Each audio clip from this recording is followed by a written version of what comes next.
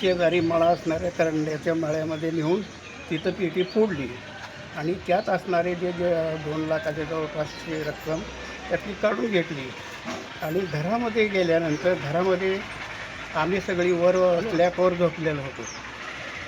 लखन आणि त्याची बायको खाली झोपलेली होती. लखन 12 वाजेपर्यंत त्याला ती तिथं थांबला खाली आणि त्याला ती उष्णता सहन होईना आला वर. आम्ही वर होतो. आतून काहीतरी 12-1 वाजता त्याच्या त्या वाहनाची ड्युटी संपवून 12-1 वाजता घरी येऊन तो झोपला.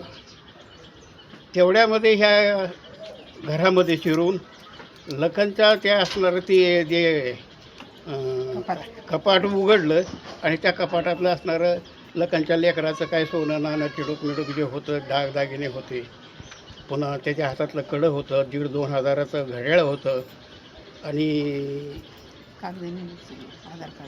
आणि हे सगळं सर्व सामान तिथून घेतलं.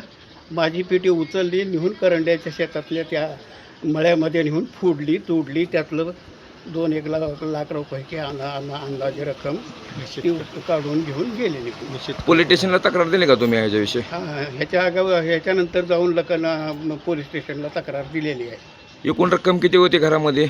घरामध्ये माझ्या स्वतःचे जवळजवळ 2-2.5 लाखाची रक्कम आणि दुसरी लखनच्या लेकराचं त्याचं ती एक काय मिळून 1 लाखभर रुपयाचं अशा अंदाजाची जवळजवळ 3 लाख रुपयाची रक्कम जवळजवळ आहे. एवढी चोरी घेतली. मी सहदेव लिंबाजी गायकवाड, वडगाव लाग. माझ्या घरामध्ये काल रात्री टाईम काय सांगता येणार नाही, परंतु चोरी झाली आणि समोरलं जी दार आहे त्या दाराची कडी आतल्या हात घालून उघडता येते. ती माहीत असणाऱ्याने ती बहुतेक करावं लागतं.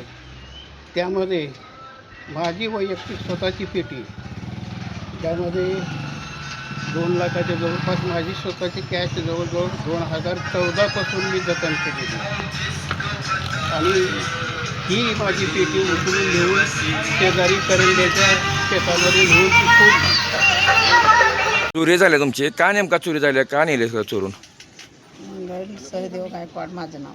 मी वडगाव लाग आणि आमच्या घरामध्ये शिरून वरली कडी उघडून हात घालून एक रक्कम खुली रक्कम निघली की 2 लाख आणि लहान मुलाचे दागिने 1.5 ग्रामची अंगठी आहे, 1 नथ आहे, 10 तोळ्याचं हातातलं ब्रासलेट आहे आणि असं करून मुलगी इकली झोपलेली होती. तिच्यापाशी सगळं कपाट खोलून काय चिल्लर सामान घेऊन बाहेर आणून फेकले रस्त्याला. आम्ही सगळी वरी झोपलेलो होतो. मी सकाळी येऊन पहाटे बघते तर सगळी दारं फिरं मोकळे ती बाहेर टाकलेलं बघून मी त्याला हात लावला नाही, अजून काय पण केलेलं नाही. आम्ही असंच बसलेलो आहोत.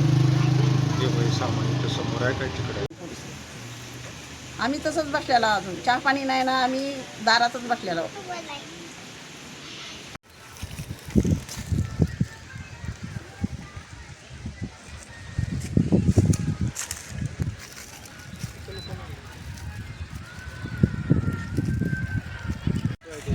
वगैरे इकडे लांब आणून टाकलेलं आहे घरापासून जवळपास